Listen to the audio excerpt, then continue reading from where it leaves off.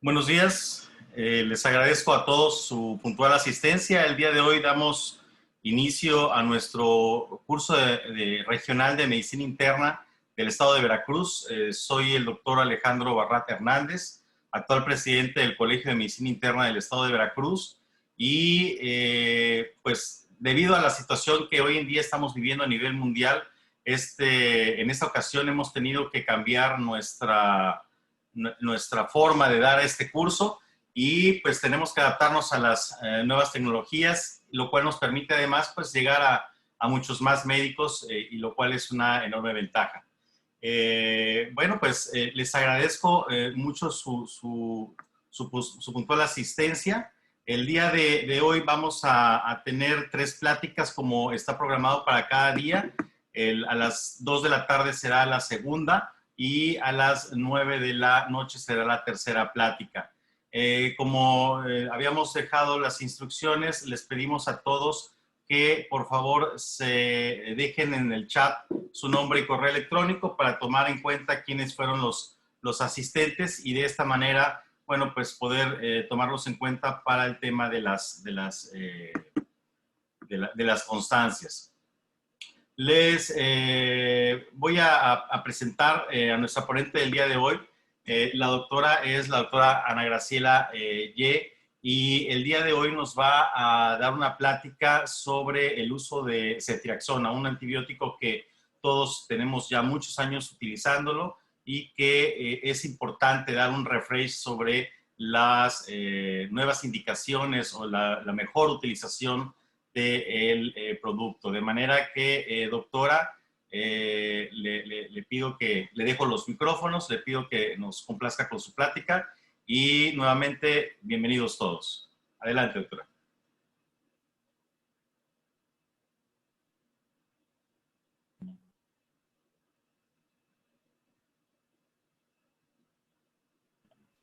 ¿Sí me escucha, doctor? Sí, sí, muy bien. Ok. Muy buenos días a todos. Muchas gracias por la invitación al Colegio de Medicina Interna del Estado de Veracruz. Bueno, como comentó el doctor Barral, hoy vamos a hablar de un excelente antibiótico que es la ceftriaxona. Se empezó a utilizar a finales de los...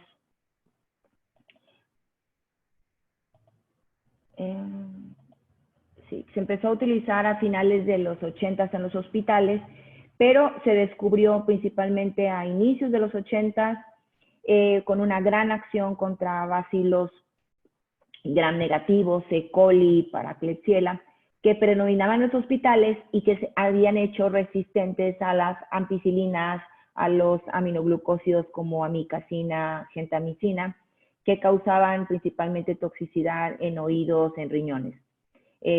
Con las grandes ventajas que tenía esta ceftriaxona de dosificarse en forma sencilla, se empezó a usar en una forma masiva en los años 90 y a inicios de este siglo pues empezaron a aparecer unas enzimas que las inactivaban, las beta-lactamasas de espectro extendido, que nos obligó a usar antibióticos en los hospitales en forma diferente.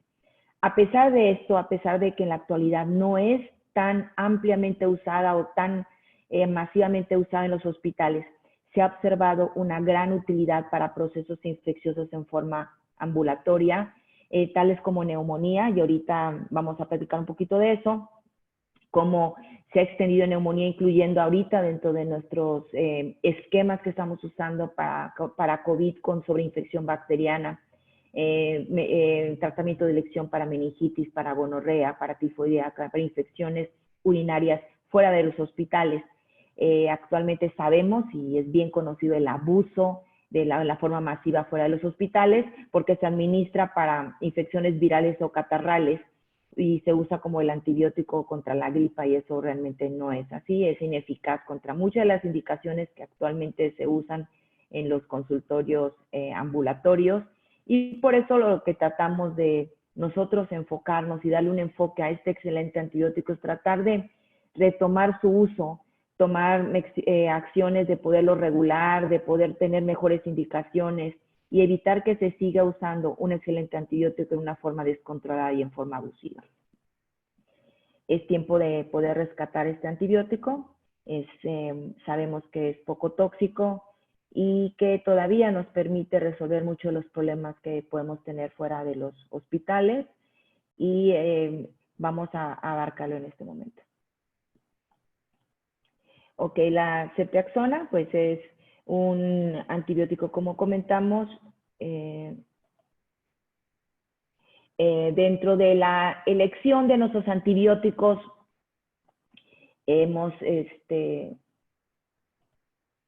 dentro de la acción de los antibióticos tenemos que para elegir un antibiótico ideal es importante hacer un balance.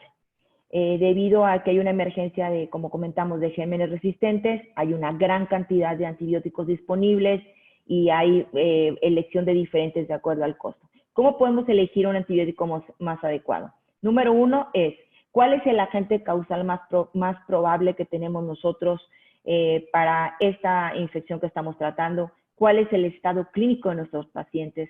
¿En qué condiciones? ¿Cuál fue el mecanismo en el que se produjo la infección? ¿Y cuál es la farmacología básica del antibiótico que nos va a permitir hacer esto?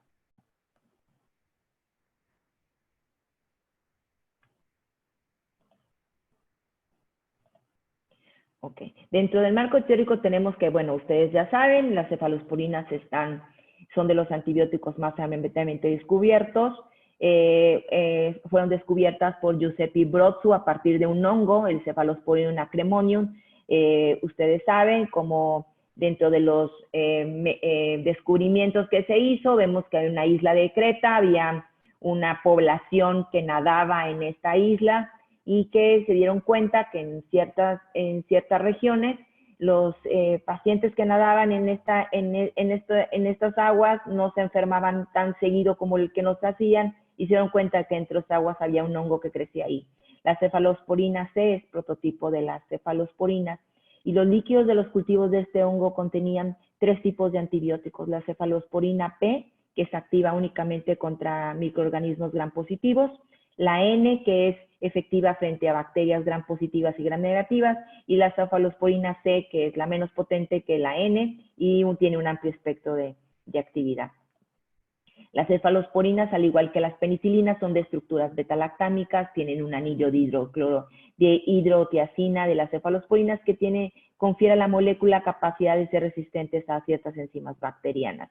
Aquí podemos ver el anillo beta-lactámico, el hidrotiazina, y aquí vemos que la modificación, tanto en la posición 3 como en la posición 7, nos va a dar las propiedades que va a tener cada cefalosporina. Las modificaciones en la posición 7 están asociadas a cambios en propiedades antibacterianas, mientras que la posición 3 va a estar del anillo de hidrotiazínico, se asocia principalmente a cambios en el metabolismo o en la farmacocinética del medicamento. Principalmente su acción de las cefalosporinas va a ser inhibir la síntesis de los componentes de los mucopéptidos de la pared celular bacteriana, muy similar a lo que es la penicilina. Aquí tenemos que la actividad antibacteriana va a depender de la capacidad que tiene de atravesar la pared celular, de resistir lo que es la inactivación de las beta-lactamasas y de unirse a las PDP, que son las proteínas ligadoras de las penicilinas. Cualquiera de estos 3 etapas se puede desarrollar resistencia bacteriana y el principal mecanismo va a ser debido a las beta-lactamasas que hidrolizan el anillo beta-lactámico requerido para la actividad antimicrobiana. Sabemos que la ceftriaxona es una cefalosporina de tercera generación, indicada en el tratamiento de infecciones de moderadas a graves causadas por cepas sensibles. Posee pues todas las cualidades que se requieren para un tratamiento de infecciones bacterianas severas. Actividad antimicrobiana contra un gran espectro de microorganismos, bacterias responsables, como habíamos comentado, de infecciones adquiridas en los hospitales, que aminoglucósidos, lo que son los aminoglucósidos tradicionales, y tiene una rápida difusión en el sitio de infección, principalmente en lo que son tejidos, en colecciones de abscesos, inclusive en líquido cefalorraquídeo. No tiene un metabolismo en el cuerpo y como comentamos es resistente a las beta-lactamasas. La ceftriaxona mantiene concentraciones antibacterianas muy efectivas en el cuerpo por un periodo mayor a 24 horas. ¿Esto qué va a hacer? Pues que nos permite administrar en una sola dosis diaria. Esto ofrece una gran ventaja tanto para el paciente para la enfermera en cuanto al apego a las indicaciones del médico y seguridad para el médico y comodidad para el paciente. El espectro de la ceftriaxona contra gram positivos, Staphylococcus aureus, epidermidis, Streptococcus pneumoniae, Streptococcus del grupo A y del grupo B, Streptococcus viridans, Streptococcus bovis. Contra aerobios gram negativos tenemos Aeromonas, Bramanella, Citrobacter, Enterobacter, Escherichia coli, el grupo de Haemophilus, Klebsiella, Moraxella, inclusive Neisseria, tanto meningitis como gonorrea. Tenemos el grupo de Proteus, Serratia, Salmonella, Shigella. Esto es importante comentarlo por el tipo de infecciones que vamos a manejar. Anaerobio es importante para lo que son infecciones de tejidos blandos, bacteroides, Clostridium, Fusobacterium, Peptostreptococcus, Streptococcus.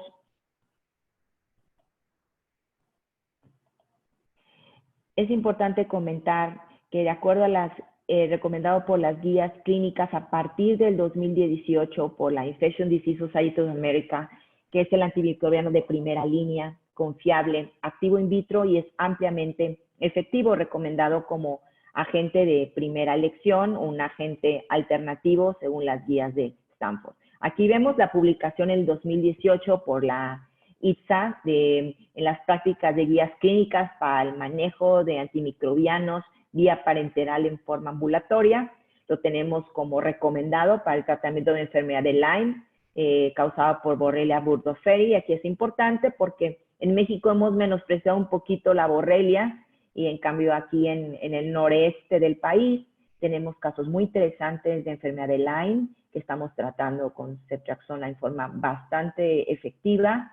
En el caso, bueno, ya menos común de los chancroides, la Shigella, Leptospira, gonorrea, Neisseria meningitidis, Propionibacterium agnes, que vemos principalmente en infecciones de tejidos blandos, Streptococcus viridans, como ustedes saben, endocarditis y Yersinia enterocolítica.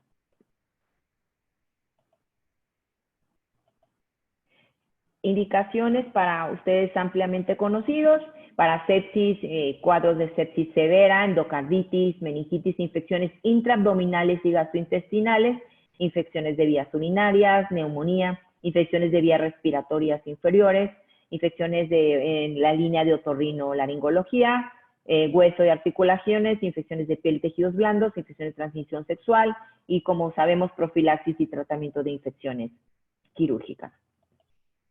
Las indicaciones aprobadas, certificadas por FDA, certificadas por las guías clínicas, tenemos que otitis media, meningitis bacteriana, infecciones bacterianas musculoesqueléticas, gonorrea, infecciones de piel y tejidos blandos, infecciones, enfermedades e infecciones del abdomen. Tenemos infecciones del tracto respiratorio inferior, enfermedad pélvica inflamatoria, profilaxis de infecciones posoperatorias, septicemia y enfermedades infecciosas del tracto urinario. Sabemos que para el tratamiento de una profilaxis quirúrgica, una sola dosis de 1 a 2 gramos de ceftriaxona es una medida profiláctica efectiva contra infecciones del sitio quirúrgico, ya que la duración prolongada de su efecto hace que tengamos mayor confianza. Eso es importante. Recomendado para una sola dosis de 1 gramo en cirugías de bajo riesgo, 2 gramos en cirugías de alto riesgo como profilaxis de infecciones perioperatorias.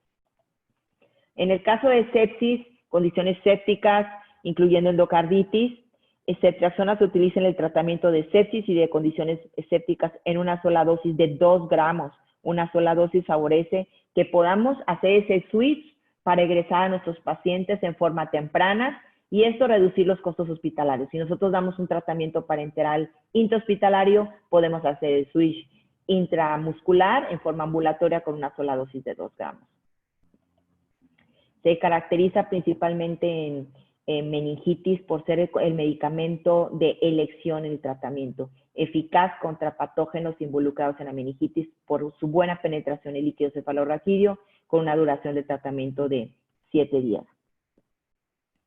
En infección de vías respiratorias, superior que otros antimicrobianos en el tratamiento de neumonía y bronquitis severa, una sola dosis diaria efectiva cuando otros antimicrobianos han fallado en pacientes críticamente enfermos. Eso es importante ahorita porque estamos viendo sobreinfección bacteriana en el caso de SARS-CoV-2, infecciones ahorita, pacientes mayores de edad avanzada que están presentando cuadros de fibrosis, de bronquitis, pacientes epoquianos que ustedes ven que actualmente tienen una sobreinfección. Sabemos que en el caso de COVID, pues los antibióticos no están recomendados de entrada, pero en función de la clínica, de la analítica, de los resultados microbiológicos, podrían estar indicados, especialmente en casos graves en los que no se puede descartar otra etiología. Recordemos que nuestros pacientes que tienen COVID están manejándose con esteroides a grandes dosis para poder disminuir el efecto inflamatorio que causa esta cadena de esta tormenta de citoquinas. Entonces, hay sepsis asociadas, vemos sobreinfección bacteriana y necesitamos ver cómo podemos manejar a estos pacientes con neumonía y bronquitis severa. Es importante seguir las guías de cada hospital, mapear nuestras resistencias antimicrobianas, pero en neumonía bacteriana, utilizarlo como un tratamiento antibiótico empírico de acuerdo a las recomendaciones. Podemos usarlo como ambulatorio, como primera opción, junto con una acitromicina, junto con una claritromicina o con una quinolona, como en el caso de levofloxacina o moxifloxacina. Entonces es importante tomarlo en cuenta y en el caso de infección de vías respiratorias que actualmente estamos viendo ahorita. Infecciones mandibulares, vimos de piel y tejidos blandos, vimos inclusive abscesos, administración de una dosis de 1 gramo en infecciones severas de otorrino, infecciones mandibulares con una duración de tratamiento entre 5 y 10 días. En el caso de infecciones gastrointestinales, peritonitis, infecciones biliares, fiebre tifoidea importante también. En infecciones de tracto urinario sabemos que tenemos una tasa de curación muy elevada, de 1 a 2 gramos al día por una semana. En pacientes previamente tratados sin éxito con otros antimicrobianos, inclusive quinolonas, responden bien al uso de ceftriaxona. Es superior incluso cuando se administra baja dosis una sola vez al día. Sabemos que el mecanismo de acción es conocido, que es un efecto bactericida, inhibición a través de la síntesis de la pared bacteriana, que actúa a nivel con la síntesis activa de peptidoglicanos, gran afinidad contra las PBP, que son proteínas de unión de la penicilina, inactivando estas proteínas, causando una lisis de la pared celular bacteriana, y tiene una resistencia frente a beta-lactamasas en relación a las penicilinas, lo que está otorgado principalmente por su anillo hidroclorotiazínico que está conectado al beta-lactámico que vimos en la imagen. Dentro de la farmacocinética, aquí vemos que, como todas las cefalosporinas, una muy buena distribución en el líquido del organismo, atraviesa la placenta y se elimina a través de la secreción tubular por filtración glomerular. No está indicado el ajuste en los casos de insuficiencia renal, a menos que coexista con insuficiencia hepática. Según las proteínas plasmáticas, entre 85 y 95%, y con concentraciones máximas que se alcanzan a las 2 horas de la inyección intramuscular. Semivida de eliminación va entre 6 a 9 horas, puede ser en promedio 8 horas, en el caso de recién nacidos se prolonga, y la semivida de eliminación no se va a modificar de manera significativa en insuficiencia renal moderada, pero en grave sí, como comentaba, sí existen trastornos de insuficiencia hepática. Se distribuye ampliamente en los tejidos y líquidos corporales, eso es muy importante, atraviesa meninges, estén o no inflamadas, con unas concentraciones terapéuticas en líquido cefalorraquídeo adecuadas. Atraviesan la barrera placentaria y se detectan concentraciones bajas en la leche materna. Aquí esto es importante porque en alguna paciente que esté en un periodo en posparto, puede ser utilizada por algún absceso, por ejemplo, en piel, por alguna infección intraabdominal, a pesar de que ahí atraviesan la barrera placentaria, a pesar de que hay concentraciones bajas en la leche materna, la Academia Americana de Pediatría lo autoriza para poder ser usado durante la lactancia. Esto es importante también desde el punto de vista de enfermedades pélvicas o gineco-obstétricas. Entre el 40 y 65% de la dosis de persona se va a excretar en forma inalterada por la orina, el resto se excreta por bilis y aparecen las heces como lo que es un fármaco inalterado y como componentes microbiológicamente inactivos. Existe un sinergismo que todo el mundo en gran parte lo conocemos, la combinación de cepraxona con aminoglucósidos como gentamicina, tobra o amicacina, que tiene un efecto sinérgico contra pseudomonas. La combinación de cepraxona con aminoglucósidos, yo creo que es uno de los esquemas bastante buenos para pseudomonas aeruginosa. Hay una muy buena disponibilidad en cuanto a concentraciones plasmáticas y esto nos da, es importante para nosotros, la disponibilidad de la cepraxona IM y B, que es al 100%, las concentraciones plasmáticas después de la administración intravenosa e intramuscular son idénticas, lo que nos permite hacer un switch de IV a intramuscular ambulatorio adecuado o intramuscular ambulatorio a irnos a un hospital intravenoso. Cepraxona sostiene concentraciones terapéuticas por periodos controlados muy prolongados de tiempo, incluso después de 24 horas, y podemos ver que las concentraciones mínimas inhibitorias son superiores en estos para muchos patógenos. Posee, en cuanto a las proteínas de unión, una unión reversible a la albúmina y las proteínas de unión de la cepraxona actúan como un reservorio y es uno de los factores que contribuyen a una prolongada vida media sérica de 8 horas. Distribuye ampliamente en líquido intersticial y alcanza en sitio de numerosas infecciones en concentraciones bactericidas después de la administración IV o intramuscular. Como comentamos, como cruza la barrera hematoencefálica, se puede utilizar el tratamiento de meningitis bacteriana como primera opción, penetra muy bien en tejidos blandos y el contacto prolongado con los microorganismos le da ventaja sobre otras cefalosporinas, haciendo lo que es un efecto de reservorio. Ampliamente en lactantes y niños, penetra en líquido cefalorraquídeo. Esto permite o penetrar en estas meninges inflamadas en lactantes y niños, teniendo que el promedio de difusión en líquido es mayor en la meningitis bacteriana 4 veces más que en la meningitis aséptica. En adultos, administrado de 50 miligramos por kilo, lleva unas concentraciones varias veces más altas que la concentración mínima inhibitoria o la MIC requerida para microorganismos causantes de meningitis. Por lo tanto, la duración prolongada, altas concentraciones en líquido hacen que la cepraxona sea el medicamento de elección para el tratamiento de meningitis bacteriana. Como les comentaba, en el caso de mujeres embarazadas con dosis de 1.5 gramos con una difusión de media hora cada 24 horas, sus concentraciones en líquido amniótico son constantes, cruza la barrera placentaria. Aquí podemos ver cómo penetra, si nosotros lo comparamos, la cepraxona con la cefoperazona, con la ceftazidima o la cefopaxina, para infecciones de hueso, podemos ver que las concentraciones en la presentación en hueso es superior al resto de las cefalosporinas que podemos utilizar. Se excreta sin cambios en orina entre un 33 a un 67% y permanece secretada en la bilis. Se excreta 2/3 en vía renal y 1/3 en la vesícula biliar. En el caso de la insuficiencia renal no se necesita ajustar la dosis a menos que se exceda los 2 gramos por día, asumiendo pues que la función hepática es normal y tomar en cuenta que hay una disminución en la excreción renal compensada por un incremento en el aclaramiento biliar. En el caso de insuficiencia hepática, en caso de daño severo en lo que es en el parénquima hepático, hay el incremento en la eliminación renal, va a compensar la insuficiencia hepática. Es necesario ajustar la dosis solo en casos severos de insuficiencia renal y de insuficiencia hepática en forma simultánea.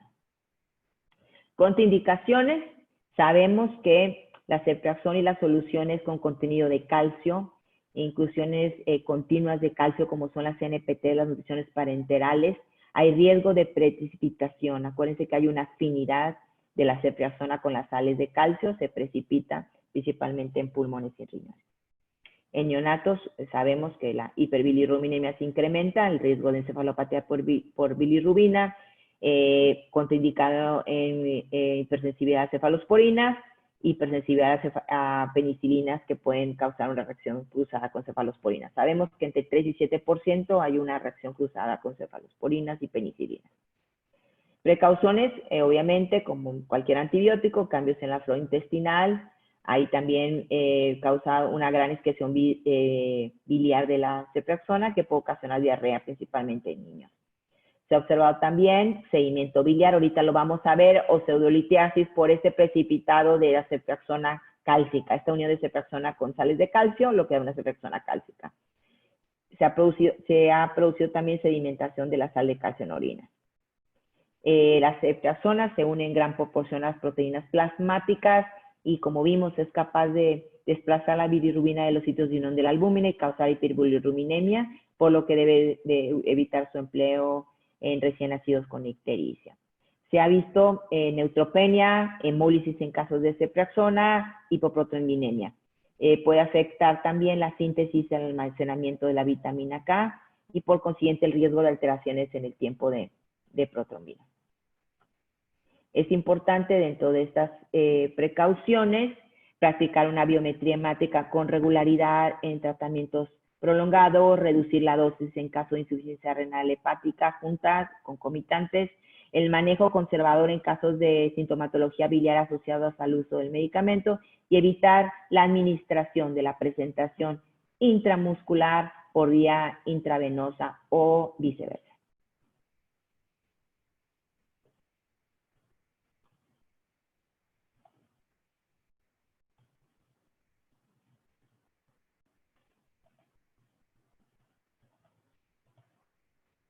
No hay estudios, sabemos que en cuanto al embarazo de lactancia, sabemos que como todos los antibióticos, no hay estudios bien controlados sobre el uso de antibióticos, en este caso ceftriaxona en mujeres embarazadas. Hay muy pocos estudios del uso de antibióticos en mujeres embarazadas, pero los efectos en el desarrollo del efecto actualmente con el uso de la ceftriaxona son desconocidos, a pesar de que ya la tenemos desde los 90, es considerado seguro durante el embarazo. Y como les comentaba, la Academia Americana de Pediatría considera que habitualmente la administración de ceftriaxona es compatible con la lactancia materna.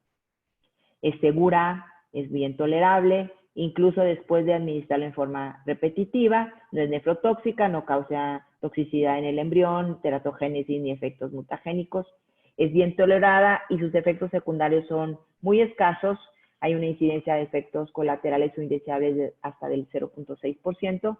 Podemos aquí ver los diferentes efectos colaterales: 2% flebitis, neutropenia, flebitis local, eosinofilia en un 6%, diarrea en un 3%, incremento en el BUN y en la extracción de creatinina en un 1%. Puede ocasionar en algunos casos trombocitopenia inmune. Dentro de las reacciones de hipersensibilidad puede haber exantemas, prurito, anafilaxia, fiebre, enfermedad del suero, anopatías o eosinofilia.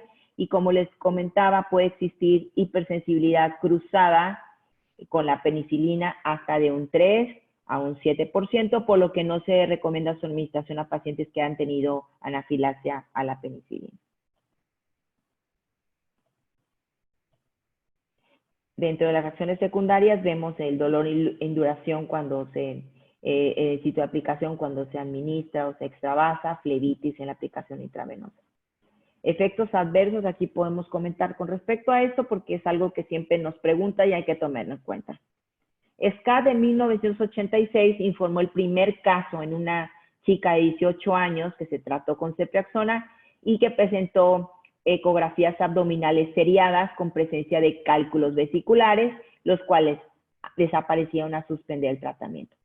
Mismos autores de SCAD, posteriormente en los 90, evaluaron en forma prospectiva todas las ecografías de al menos 37 niños que recibieron ceftriaxona a una dosis entre 60 y 100 miligramos por día. De esos 37, 16 desarrollaron pseudolitiasis con aparición de síntomas de esta pseudolitiasis. Fue sintomática en 3 de ellos y lo resolvieron con la suspensión de la droga.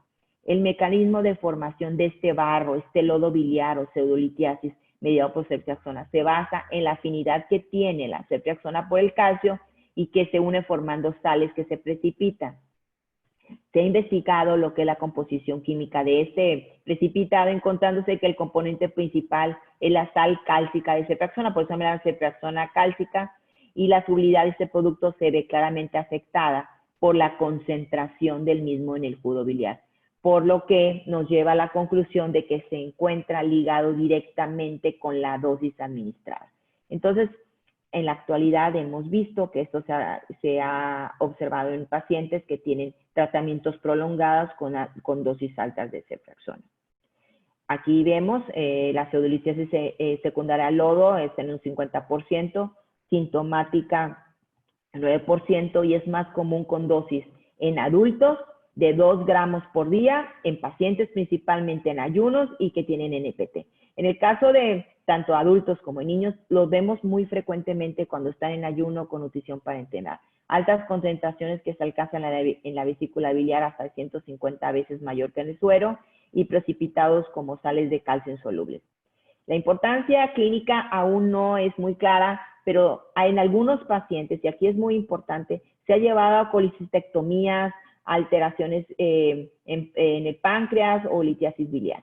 En niños se reporta la presentación, lo que es la precipitación urinaria detectada en ultrasonidos renales, la cual puede ser asintomática o estar con síntomas de urolitiasis que son reversibles al descontinuar el medicamento. Esto es muy importante porque hay pacientes que desarrollan este tipo de lodo biliar visto por ultrasonido. En algunos pacientes sintomáticos podemos ver que hasta un 9%. Y los médicos cirujanos principalmente han llevado a hacerles colicistectomías. Entonces es importante que ustedes conozcan que esto es reversible al descontinuar la dosis. Entonces no necesitamos hacerle colicistectomías a estos pacientes. Aquí vemos, ese es un caso de femenino de 6 años que tenía una pleuroneumonía derecha, que trataba con ceftriaxona dosis alta, traía síntomas de dolor en el hipocondo derecho, una vesícula biliar que se podía palpar, se le administraron 3 dosis terapéuticas de ceftriaxona y se vio el lodo biliar. Aquí podemos ver la presencia, el engrosamiento de la vesícula, el lodo biliar. Sin embargo, se suspendió el medicamento y se observó una remisión rápida, tanto de los síntomas de dolor como lo que es el lodo biliar. Entonces, tener precauciones en pacientes, principalmente en pacientes con restricción de la alimentación, o sea, ayuno, restricción de alimentación oral, en pacientes con riesgo de cálculos que reciben, principalmente nutrición parenteral, o bien pacientes que presentan una enfermedad hemolítica. Entonces, debemos conocer la evolución natural de esta patología, que se caracteriza por la resolución espontánea de estos casos con la suspensión de la ceftriaxona, y lo que recomendamos, una conducta conservadora y expectante en su manejo. Eso es muy importante. Considerando el incremento en el número de prescripciones que hacemos de ceftriaxona en nuestro medio, es importante que ustedes notifiquen cualquier reacción adversa a fin de conocer lo que es la incidencia real de esta complicación en pacientes tanto adultos como pediátricos. La ceftriaxona puede aumentar los efectos de los anticoagulantes. Esto es importantísimo en este momento porque sabemos que los pacientes que estamos tratando con SARS-CoV-2 están usando anticoagulantes. Entonces, incrementa los efectos de los anticoagulantes. Entonces, poder ver las dosis que sean adecuadas y las reacciones que pudieran tener. Entonces, las interacciones medicamentosas, sabemos que el probenecid no afecta la excreción renal de ceftriaxona. No mezclar, porque es incompatible con ciertos medicamentos. No se puede mezclar junto con aminoglucósidos en una sola dosis, o sea, mezclar 2 antibióticos en una sola jeringa puede causar nefrotoxicidad. La mezcla de ceftriaxona sódica con soluciones de calcio, aminoglucósidos, amsacrina, fluconazol, labetalol, vancomicina. Entonces, tener mucho cuidado con estas mezclas. En la actualidad hay unas mezclas, la mezcla más común yo creo que en una sola jeringa para manejo de SARS-CoV-2 ahorita ha sido ceftriaxona con dexametasona, o sea, aplicaciones en sitios distintos. No decimos que no funcione, claro que funciona, pero el problema es la incompatibilidad en cuanto a las diluciones que hacemos. Alteraciones en pruebas de laboratorio pueden observarse en dosis altas, alteraciones en transaminasas, elevación de la fosfatasa alcalina y las bilirrubinas, del nitrógeno en la urea y en la elevación en la creatinina sérica, principalmente en pacientes de mayores de edad, o sea, de edad avanzada. No se ha observado efectos en la carcinogénesis, teratogénesis, mutagénesis, ni tampoco en lo que es la fertilidad. Sabemos la comodidad de una dosis diaria por las concentraciones mínimas y editorias adecuadas, por la vía de eliminación adecuada. Entonces, ¿qué va a pasar? Pues nos va a dar ciertos privilegios. Cómodo para el paciente ahorita que estamos manejando neumonías ambulatorias, cómodo, el paciente se apega al tratamiento. Nuestro personal de salud, que ahorita estamos todos muy cansados, la fácil administración de una sola dosis, corta estancia hospitalaria porque podemos hacer el switch a vía oral, bajo riesgo de infecciones. ¿Por qué? Porque la enfermera va a estar administrándolo en menos dosis Esto da un beneficio, ahorros en costos de salud, en internamientos hospitalarios. No sé por qué salen tantas rayas ahí en la pantalla, ahorita las estoy viendo. No sé si ustedes les vean todos esos rayoneaderos, no sé de dónde salieron, pero bueno. La dosis habitual para adultos es de 1 a 2 gramos por día, administrados como dosis única o fraccionado en 2 dosis. En infecciones graves, nosotros estamos usando desde 2 gramos hasta 4 gramos por día. En el caso de gonorrea, se recomienda una dosis única de 500 miligramos para el tratamiento de gonorrea no complicada. Pareciera que no, pero bueno, al menos en nuestro consultorio vemos casos relativamente frecuentes de gonorrea no complicada. En adultos, la dosis en adultos es la meningitis purulenta de 2 gramos IV cada 12, uretritis gonocócica entre 500 miligramos a 1 gramo intramuscular por una dosis. En la profilaxis por la exposición de meningococo desde 500 a 1 gramo intramuscular por una dosis. Aquí están las dosis la tabla de dosis para diferentes indicaciones: otitis, meningitis sepsis, infecciones de piel y tejidos blandos, musculoesqueléticas, abdominales. Aquí infecciones del tracto respiratorio inferior que les comentamos, estamos usando 2 gramos intramusculares o intravenosos cada 24 horas con dosis máximas de 4 gramos. Enfermedades pélvicas inflamatorias desde 1 hasta 2 gramos. Infecciones posoperatorias, infecciones del tracto urinario, gonorreas no complicadas que comentamos, meningitis y endocarditis como de primera elección. Reducir la dosis en pacientes con insuficiencia renal grave, principalmente con aclaramiento de creatinina menor al 10 mililitros por minuto, y en quienes la dosis diaria no debe ser superior a los 2 gramos. Los pacientes que están en diálisis y en aquellos con insuficiencia hepática renal, debemos controlar las concentraciones plasmáticas para determinar si es necesario ajustar la dosis. Como comentamos, ceftriaxona no se elimina por diálisis peritoneal ni por hemodiálisis, y en individuos que tienen aclaramiento reducido renal, a pesar de tener una función hepática normal, debemos tener cuidado en cuanto a ellos. Ahora, la ceftriaxona se administra en inyectado intravenoso en forma lenta durante al menos 2 o 4 minutos intravenosos, intermitentes, y por inyección intramuscular profunda. Si se inyecta más de 1 gramo por vía intramuscular, la dosis se puede fraccionar y se puede aplicar en varios puntos. Esto es una indicación que viene en el inserto, en este caso de la ceftriaxona. Sin embargo, en la actualidad estamos usando hasta 2 gramos vía intramuscular en una dosis no fraccionada en ciertos puntos. O sea, si ustedes pueden administrar 2 gramos intramusculares con 3.5 mililitros del diluyente, pueden ser en un mismo shot, no necesitan fraccionar en varios puntos. Si hay una adecuada adiestramiento del que va a aplicar este medicamento, no necesitamos dar 2 inyecciones o 2 aplicaciones, 2 administraciones en el paciente. Podemos poner los 2 gramos en una sola administración. Yo en el consultorio pongo los 2 gramos en una sola dosis sin ningún problema, con un diluyente de 3.5 mililitros.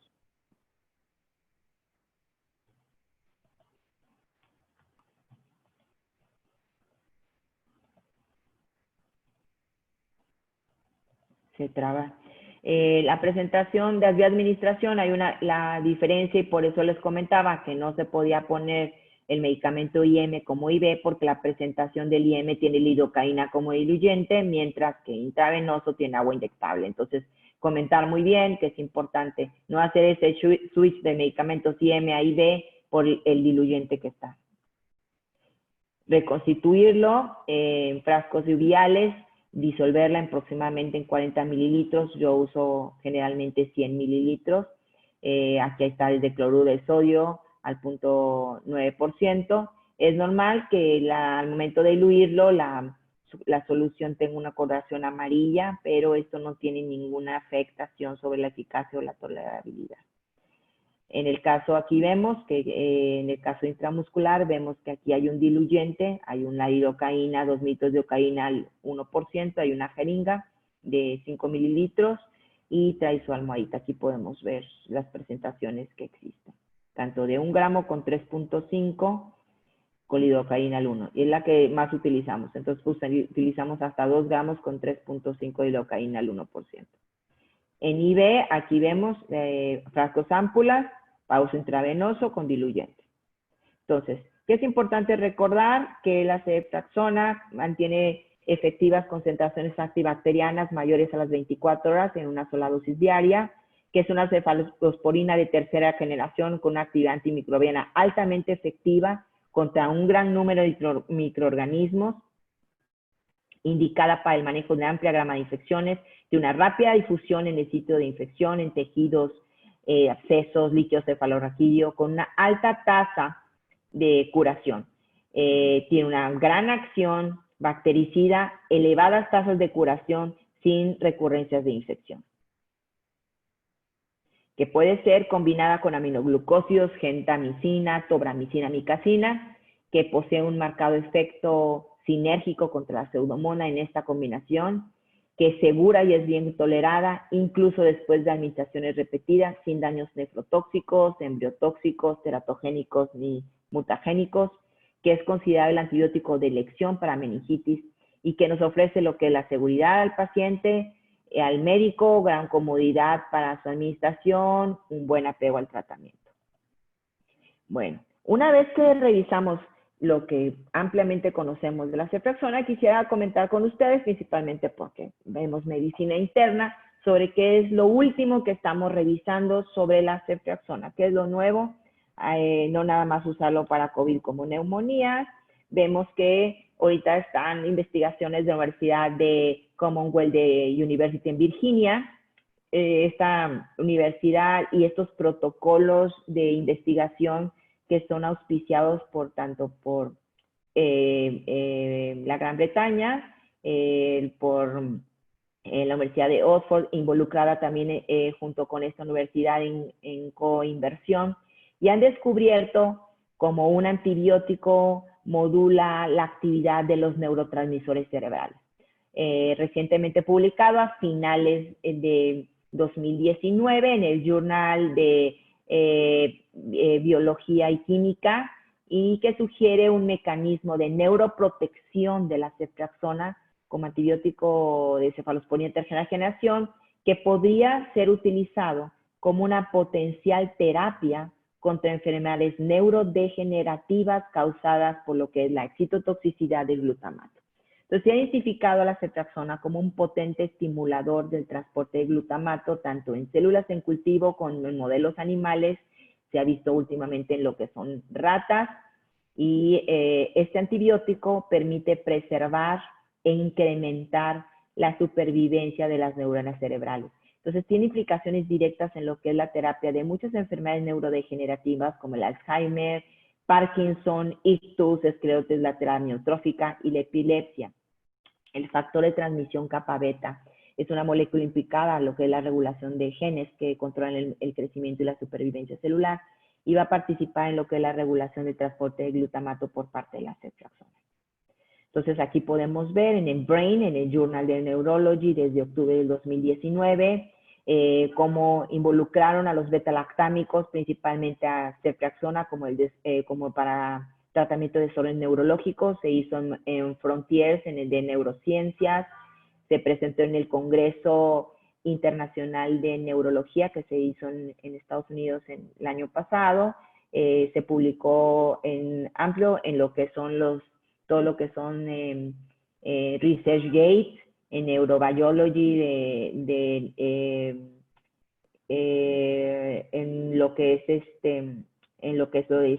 Science, en diferentes, nosotros tenemos estos artículos, en diferentes revistas fueron publicados, y el efecto que tenía directo sobre el ciclo de la hiperactivación neuronal.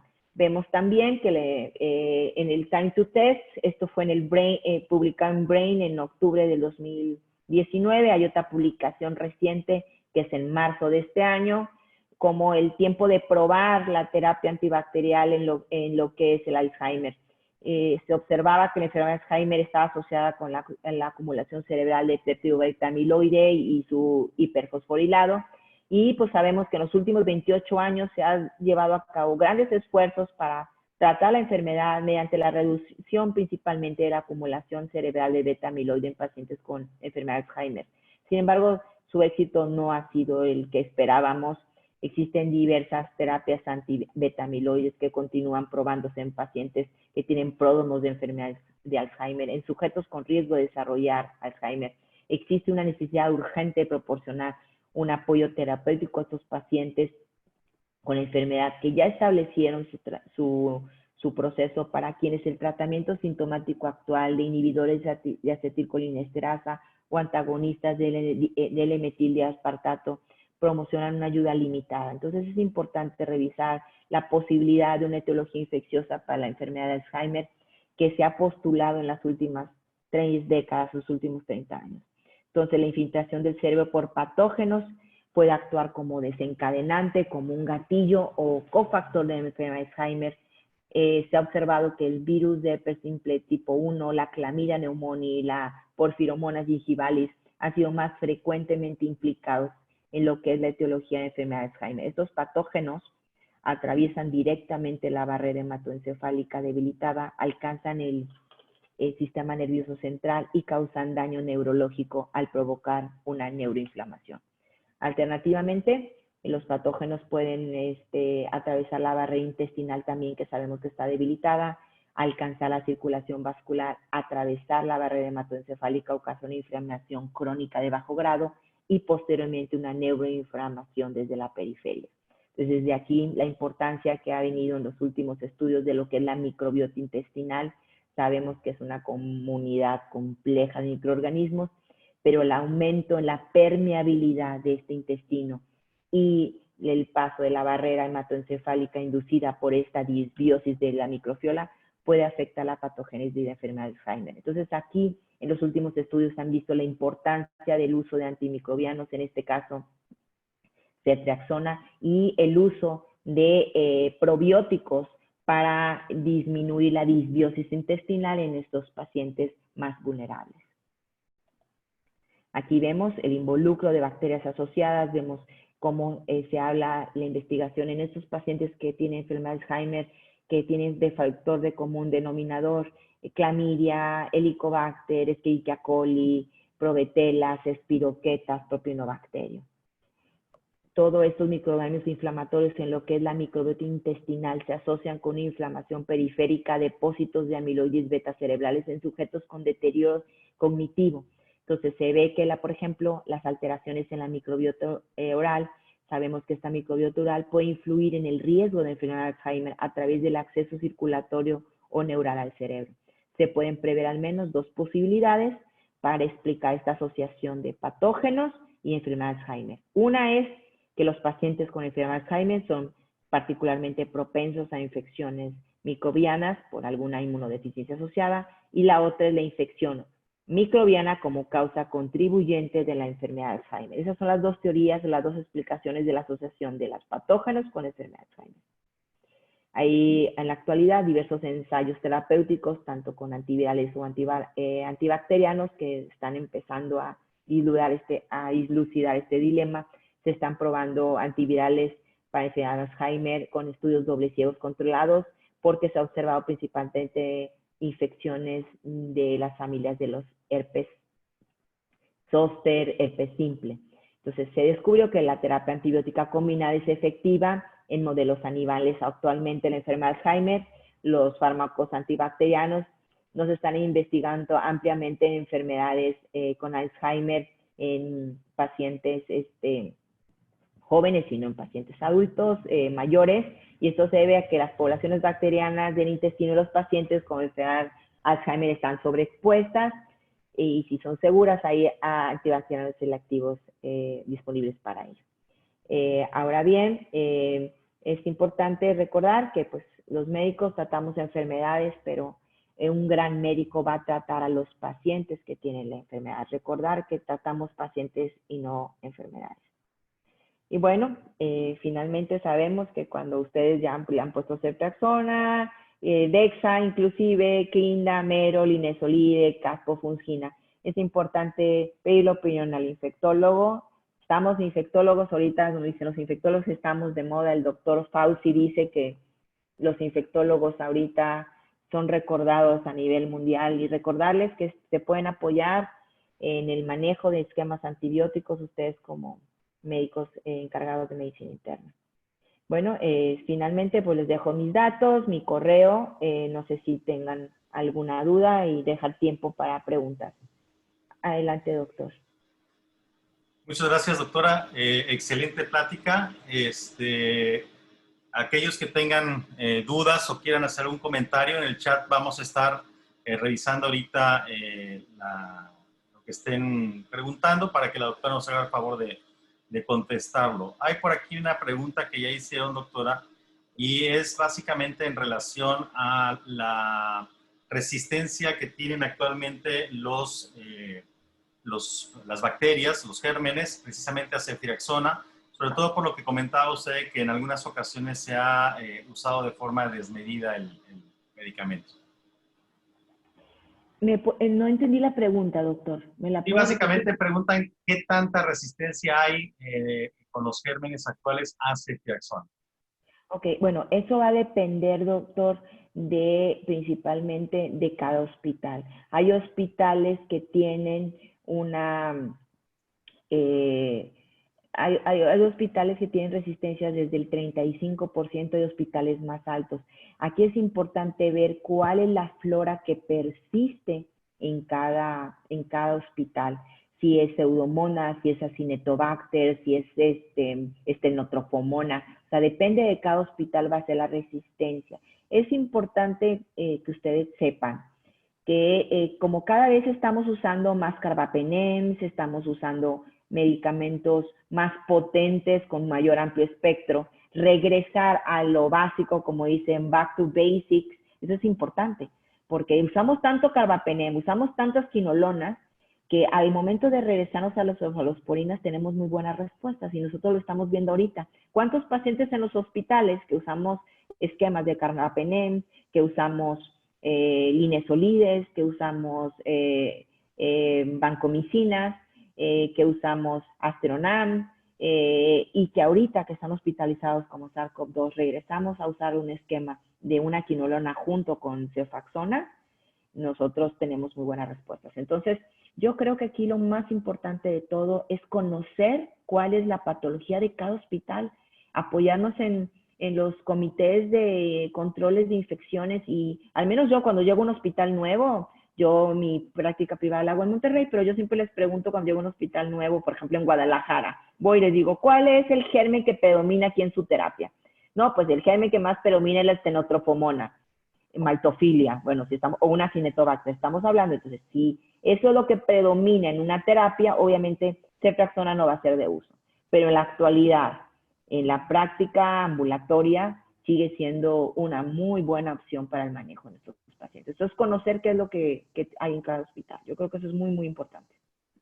Excelente. Preguntan también, doctora, si en pacientes con obesidad, sobre todo supongo obesidad importante, ¿hay necesidad de hacer algún ajuste a la dosis? Me imagino que por la distribución. Sí, totalmente. Entonces aquí podemos usar hasta dosis desde 4 hasta 6 gramos sin ningún problema por el índice de masa corporal que tienen los pacientes.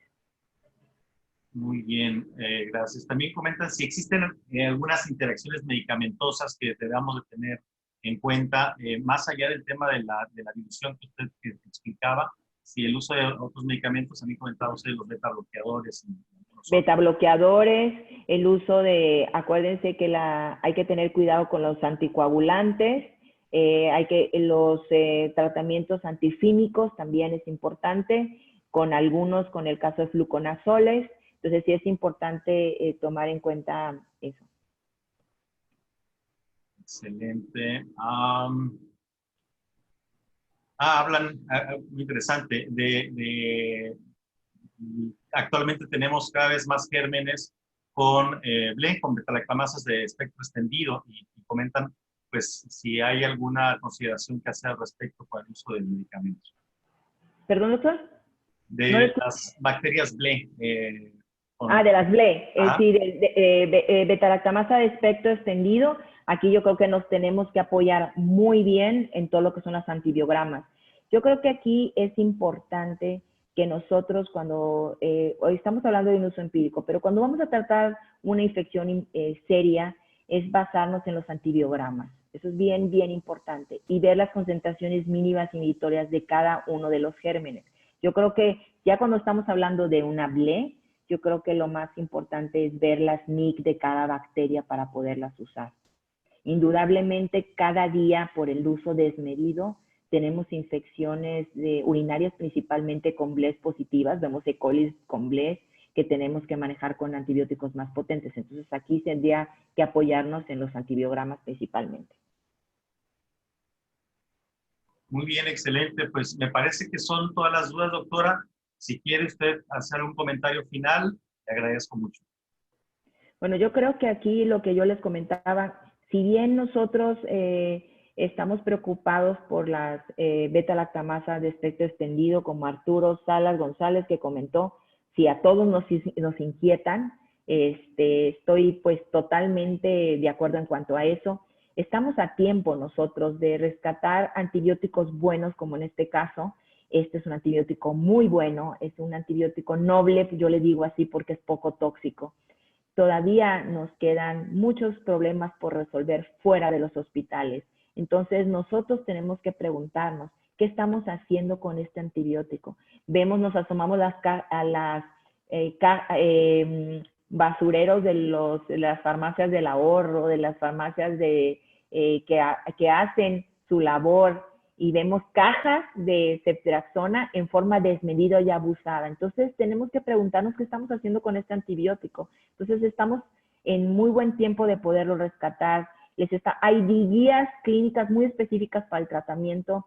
Necesitamos tomar acciones en los hospitales para regular el abuso o el uso indiscriminado de antibióticos y tratar de evitar que se use en forma descontrolada, abusada y sin indicaciones. ¿Para qué? Para que a nosotros que estamos en el manejo de nuestros pacientes moderadamente complicados, podamos utilizarlos con una mucha mayor seguridad. Entonces, ahorita hay una buena respuesta, al menos que estamos teniendo con los pacientes ambulatorios, combinados con ciertas quinolonas para manejo de neumonías, bronquitis y todo. Entonces, ahorita viene una temporada muy buena para su uso, que son lo que son las bronquitis y neumonías, y bueno, yo ahí me gustaría que retomáramos esto, que pensáramos y hiciéramos un buen análisis de uso y a usarlo de la mejor manera para mejorar la calidad de atención que damos a los pacientes. Excelente, pues doctora, le agradezco mucho su participación, muy buena plática, muy ad hoc precisamente por lo que comenta usted, de que debemos de rescatarlo y saber utilizarlo de manera adecuada. Y les agradezco a todos los participantes una excelente respuesta de todos los médicos que están interesados en nuestro congreso. Les recuerdo, el día de hoy a las 2 de la tarde tendremos nuestra siguiente plática, en la cual será Guías Internacionales de Diagnóstico y Tratamiento de la Osteoporosis. Le agradezco, doctora, agradecemos también a Laboratorios PISA, que fue el anfitrión el día de hoy de esta plática. Y pues muchas gracias, nos vemos a las 2 de la tarde. Hasta luego. Gracias, doctor.